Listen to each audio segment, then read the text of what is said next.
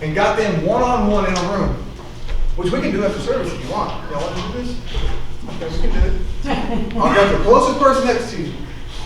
And let me ask you this. I'll say, do you consider this person humble or prideful?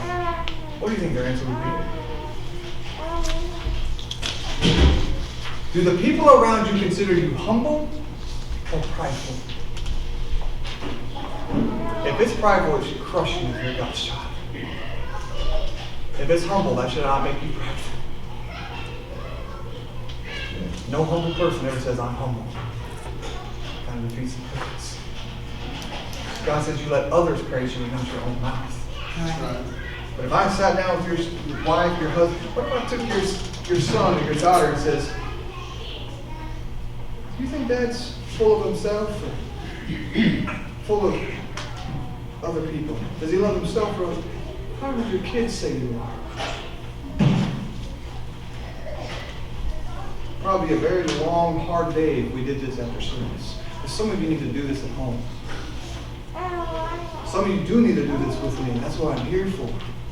Some of you need to call some people. Some of you need to text some people. Some of you people just need to start with Jesus first. You need to show humility. Real quick. 4 things about pride, and I know, just listen. You know what pride says? I'm more important. I'm better than you. I'm always right, and no matter what the cost, I'll win. That sounds a little bit like the devil. When Satan rose against God, he said, you know what? I'm more important than you. I'm better than you. I'm always right. And guess what? No matter what this book says, no matter what Jesus did on the cross, I don't care how many people follow you, the devil says, I'm going to win. That's pride. And we all do it in our own lives.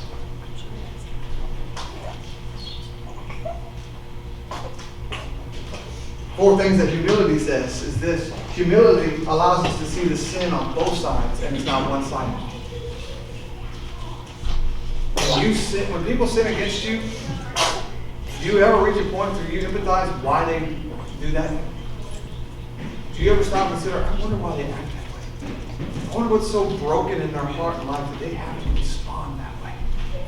Or is it all about you and your feelings and your emotions? And dang it. Instead of stopping and considering, and they must be really hurt if that's their response. You got to see there's sin on both sides of every situation. Humility allows us to be quieter, not louder. You ever been in that argument where you slowly just, and before you know it, you're across the house, the doors are slamming, you got your hand through the sheetrock, and you know what? Because war is not engaged. Wars are not quiet. They're fought loud and in public and where everybody can see it. Because Satan wants to put us on open display. That's why it's very important how we fight for our children. Very important. You're going to argue, you're going to have war, but you need to do it godly. Humility allows us to listen more and to speak less. Humility allows us to submit to godly authority. Next is we need to submit to God. Verse 7 says, submit to God. Resist the devil and he will flee from you. This is probably one of the most important things that I've said this morning. This next line. I want you to write it down, then I'm just going to give you the answers to the next one, and we're going to close. Y'all see where it says, under submit, conflict is not about? I want you to think on this. Conflict is not about winning. Conflict is not about winning. It's about worshiping. Amen. It changed my life this week.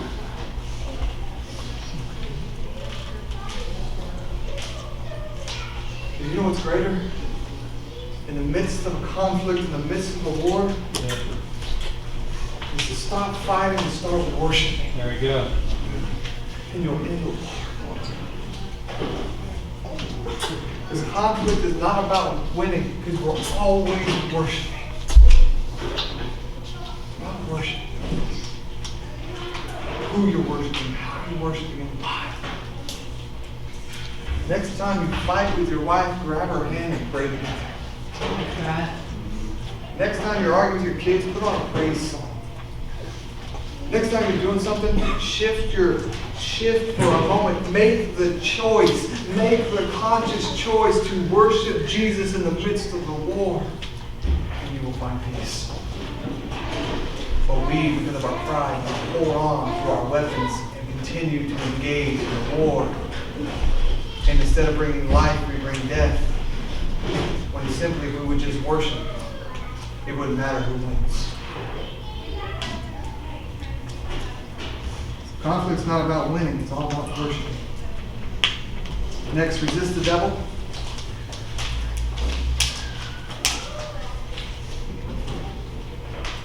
Real quick, do you guys think the devil can use a Christian? Yes. I agree.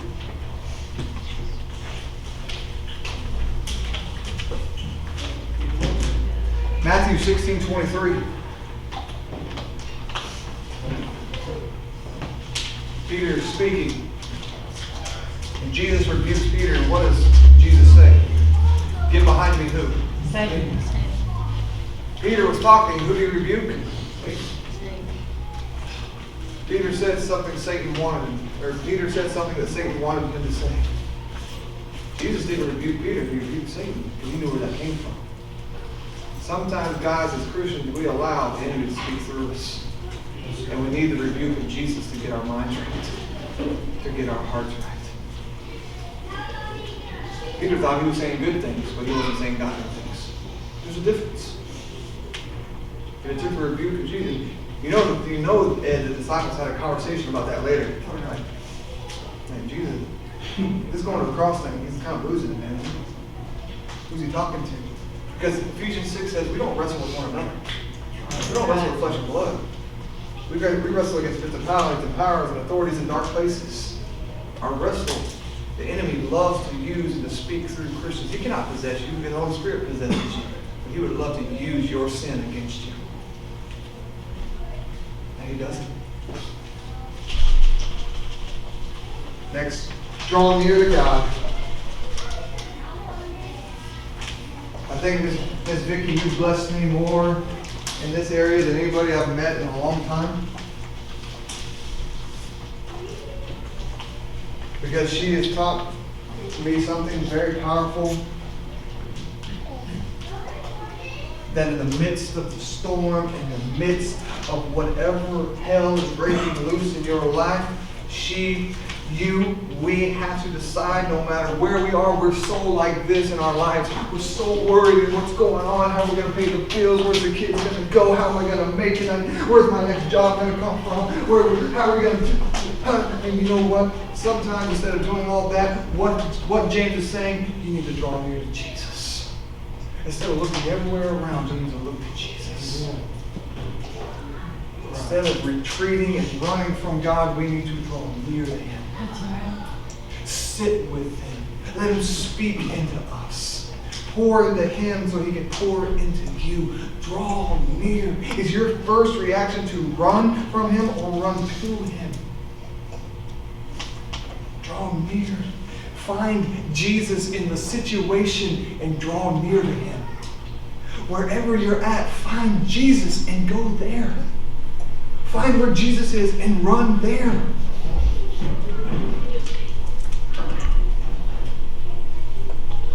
And next it says, get cleaned up. He doesn't say clean up your brother, clean up your sister. He says clean yourself. Right. Wash your hands. Cleanse your heart. We're too busy wanting to fix everybody else. You need to clean yourself. Amen. Lastly, you need to be more patient. That's verse 10. Careful what you pray for. You pray for patience, God will grant you that. Mine are about this tall. Like to run around in underwear, stick stuff to the walls that don't belong there. Yeah, I got my patience. Especially if I go to Walmart. Might tell Dee we might name our next kid Patience. That'd be a good name.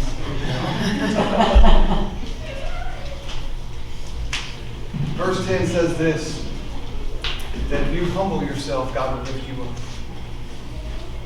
But if you elevate yourself, God will bring you down. And that is where you need to learn to live life. You need to find life and live it right there. Be humble and let God build your life. Or if you try to build your life, God will tear you down. God opposes. He doesn't just say he doesn't like, he's against. He's utterly against the proud.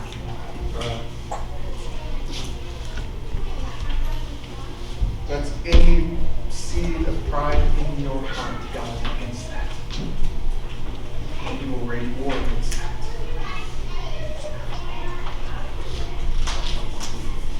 Still got your Bibles open? Amen. I hope so. Look at verse 11 and 12, and we're going to go home. I know what time the Cowboys play. That's why I got DVR. Verse 11, verse 12. Do not speak evil against one another. What's the next word? Brothers. Do not speak evil against one another, brothers. The one who speaks against the what?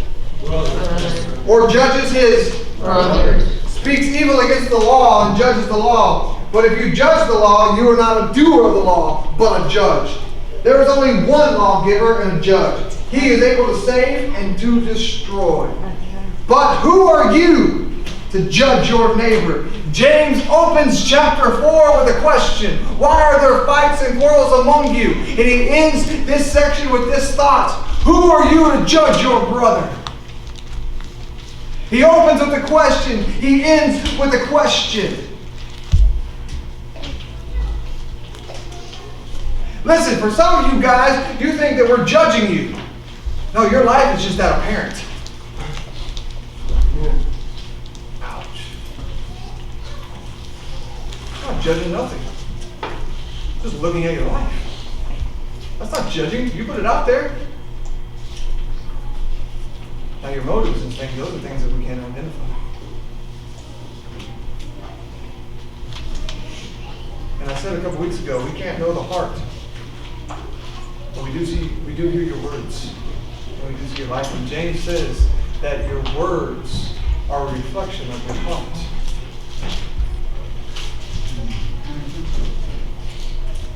Who are you to judge? Why do you think you have the right to judge? This isn't about Christian accountability. This is you trying to play God.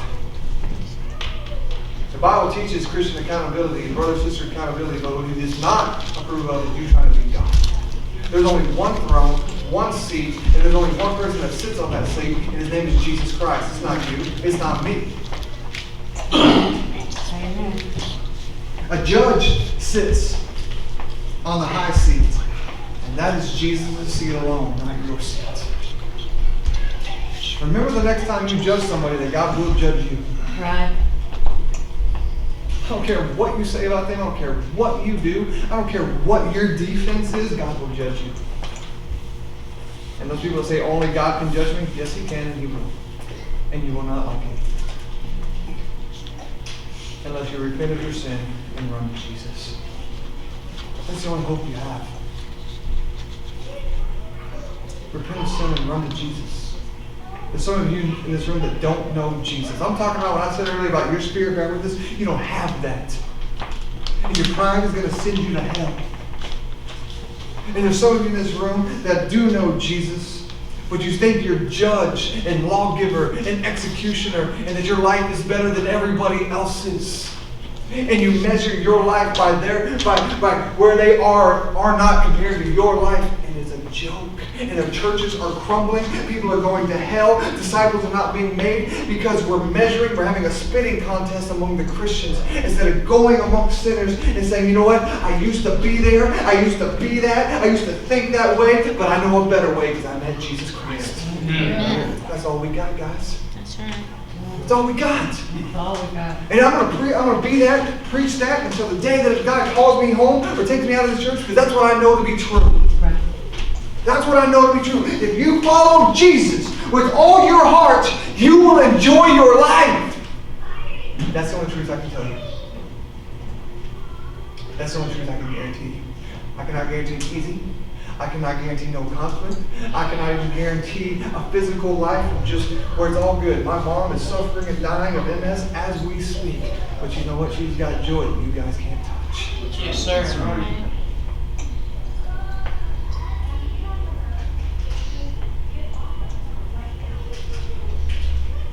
Give you peace, King. Let me tell you something. You better get this, church. Because this is called being the church, not going to church. Sir. He didn't call you to come be a church, or to go to church. He called you to be the church. And I wrote this as the very last thing on my way out of my office this morning. And I prayed, walked out of my office. This is what I wrote to Jesus.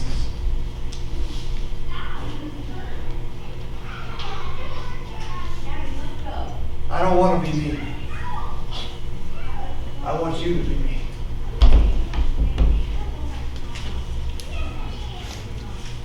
Here's the thing, I can't be Jesus. People always like, be more like Jesus, be more like, I can't. So I need you to be me. I need the person that you are in me to come through. To humble myself, to draw near to you, to hate my sin, to love God with all my heart, soul, mind, and strength, to love others more than myself. I need you to be me. I don't want to be an imitation. I don't want to play, I don't want to act. I need Jesus to be Jesus in me. If you don't know Jesus this morning, you're missing everything. You're so close. You know it, but you don't know it. You know it, but you don't know it. And let me tell you something. There's no greater choice than not choosing Jesus. That's what this judgment seat sounds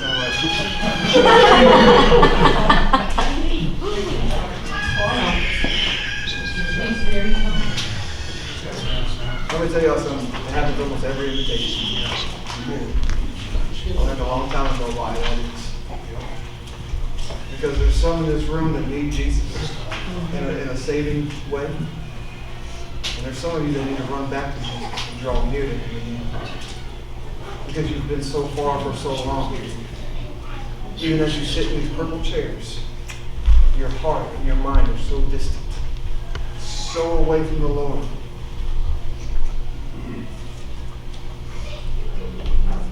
You're going to have to choose this day who you're going to serve. No one can make that choice for you. No one can do anything for you. The choice is yours. These people come to pray for you because they love you. But if you don't know Jesus today, why not? What are you pursuing? What are you in search of? I can tell you, His name is Jesus. It's the only thing that can bring that joy. You don't need religion. You don't need church. You need Jesus. And after you meet Jesus, then you get the church.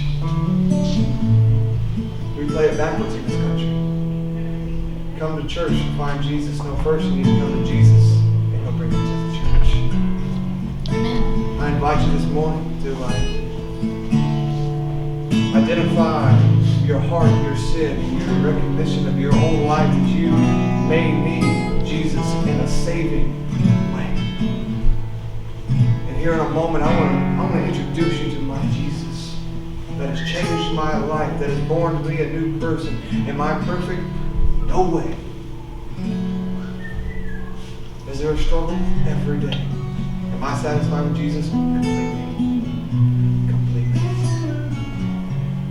If you're not satisfied with life, if you're struggling, Jesus is the answer. He's the only answer. He's the only hope. He's the only reason. And for some of you as Christians this morning, you've been living worldly and calling yourself godly. Jesus said that if you don't say that you love me, if you don't do what I tell you to do. The definition of the thermometer of a Christian's life is not what you say, it's how you live. It's obedience. Where are you, church? Where are you, Christian? Where are you, friend? Only you and God know. I want to know, I want to assume, I want to think the best. But only God can judge your heart. And that's every head to be bowed and every eye to be closed.